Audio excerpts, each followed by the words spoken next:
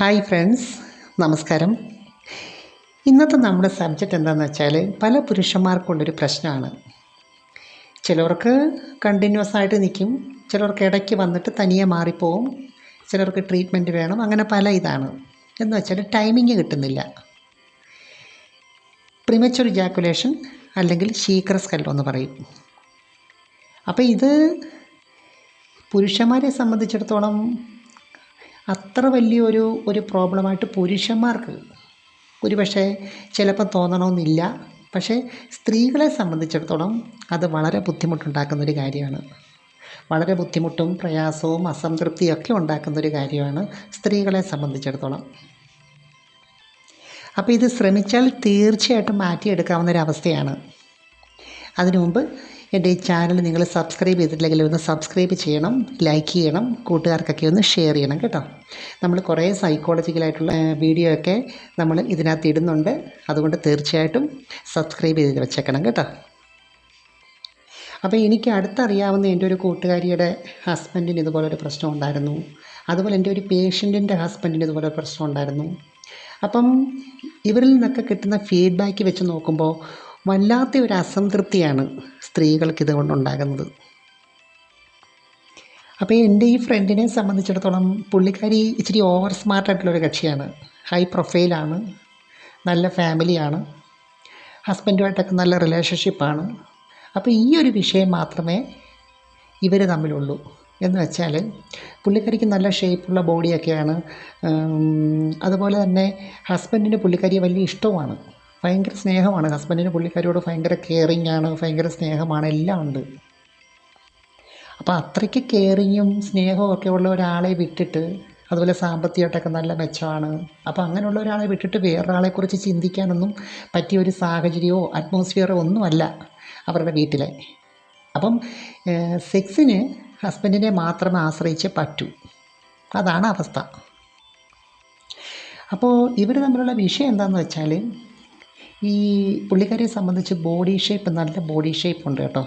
എന്നുവെച്ചാൽ വലിയ വണ്ണമൊന്നുമില്ല, ആവശ്യത്തിനുള്ള വണ്ണമേ ഉള്ളൂ. പക്ഷേ ബ്രസ്റ്റിന് നല്ല സൈസുണ്ട്, പ്രത്യേകം എടുത്ത് കാണിക്കുന്ന ബ്രസ്റ്റാണെന്ന് വെച്ചാൽ വണ്ണമില്ലാത്തവർക്ക് അറിയാമല്ലോ, വണ്ണമില്ലാത്തവർക്ക് ബട്ടക്സും ആ ബോഡി ഷേപ്പൊക്കെ ഒന്ന് എടുത്ത് കാണിക്കുന്ന ഷേപ്പുള്ള ഒരു പ്രകൃതം ഉണ്ടല്ലോ, അതാണിത്.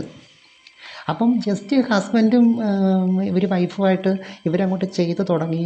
ജസ്റ്റ് ഒന്ന് കിസ്സിങ്ങോ അതൊക്കെ അങ്ങോട്ട് ആകുമ്പോഴത്തേക്ക് ഈ ബ്രസ്റ്റ് എടുത്ത് പുറത്തിട്ടിട്ട് ബ്രസ്റ്റിനകത്ത് പിടിക്കുകയോ എടുക്കുകയൊക്കെ ചെയ്യുമ്പോഴത്തേക്ക് പുള്ളിക്ക് ജസ്റ്റ് ഇതങ്ങോട്ട് കണ്ടു കഴിയുമ്പോഴത്തേക്ക് തന്നെ പുള്ളിക്ക് ഭയങ്കര മൂടാവും. അപ്പോൾ ഈ സമയത്ത് പുള്ളിക്കാരിക്ക് ഒരു രസത്തിന് വേണ്ടി കുറച്ച് ആക്ഷൻസൊക്കെ കാണിക്കും പുള്ളിക്കാരൻ ഈ ബ്രസ്റ്റിലൊക്കെ പിടിക്കുമ്പോൾ. അപ്പോൾ അത് ഇവർ പറയുന്നത് അങ്ങനെ ആയെങ്കിൽ അവർക്കൊരു മൂടാകത്തുള്ളൂ, രസമാകത്തുള്ളൂ എന്നാണ് ഈ കൂട്ടുകാരി പറയുന്നത്. പക്ഷേ പുള്ളിക്കാരൻ ഇത് കാണുമ്പോഴത്തേക്ക് തന്നെ ഭയങ്കരമായിട്ട് ഓവറായിട്ട് അങ്ങ് മൂടായി. പെട്ടെന്ന് തന്നെ പുള്ളിക്കാരന് അങ്ങ് ഇൻ്റർകോഴ്സ് ചെയ്യണം. അപ്പോൾ ലിംഗം അകത്ത് കയറ്റിക്കഴിഞ്ഞാൽ മാക്സിമം 1 മിനിറ്റ് അതിനകത്ത് പുള്ളിക്കാരന് വരുമെന്നാണ് പറയുന്നത്. അപ്പോഴത്തേക്ക് പുള്ളിക്കാരിക്ക് ഒന്നും ആയില്ല, പുള്ളിക്കാരി ജസ്റ്റ് ഒന്ന് ചൂട് പിടിച്ച് തുടങ്ങിയതേ ഉള്ളൂ.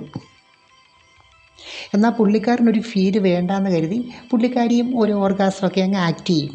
പക്ഷേ പുള്ളിക്കാരി എൻ്റെ അടുക്കെ അങ്ങനെ ഒരു എല്ലാം തുറന്ന് പറയുന്ന ഒരു ഇതായതുകൊണ്ട്, ഞാൻ ഈ സൈക്കോളജി ഫീൽഡിലായതുകൊണ്ടും പുള്ളിക്കാരി എൻ്റെ അടുക്കെ ഇതിനെപ്പറ്റി തുറന്ന് പറഞ്ഞിട്ടുണ്ട്.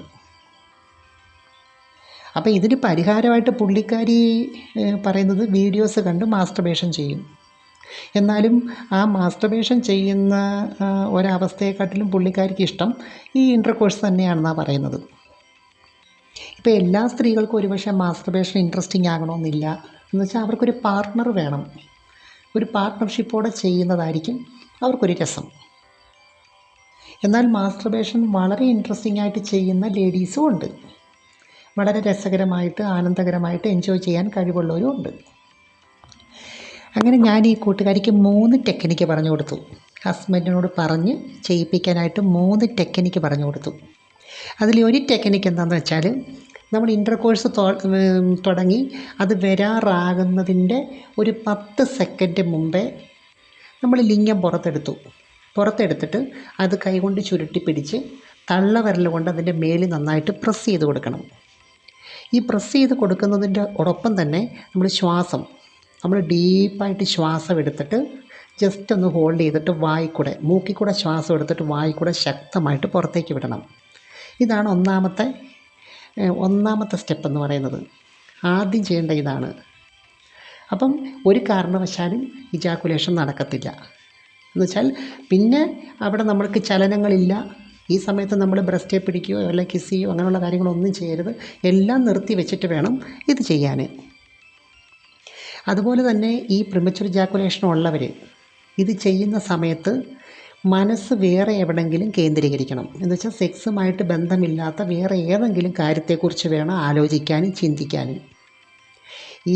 ഇങ്ങനെയുള്ളവർക്ക് വേണ്ടിയാണ് ഈ പറയുന്നത്, അല്ലാതെ ഇറക്ഷൻ കുറവുള്ളവർക്കോ അല്ലെ അങ്ങനെയുള്ളവർക്ക് വേണ്ടിയല്ല. ഇത് പെട്ടെന്ന് വരുന്നവരെ സംബന്ധിച്ചിടത്തോളം അവർ കൂടുതലായിട്ട് ഇതിനകത്ത് ഇൻവോൾവ് ആകുന്നുണ്ട്. അമിതമായിട്ടുള്ള ഒരു മൈൻഡ്ഫുൾനെസ്സും അമിതമായിട്ടുള്ള ഇതിനോടുള്ള ഒരു ആസക്തിയും വരുന്നതുകൊണ്ടാണ് ഇത് പെട്ടെന്ന് വരുന്നത്.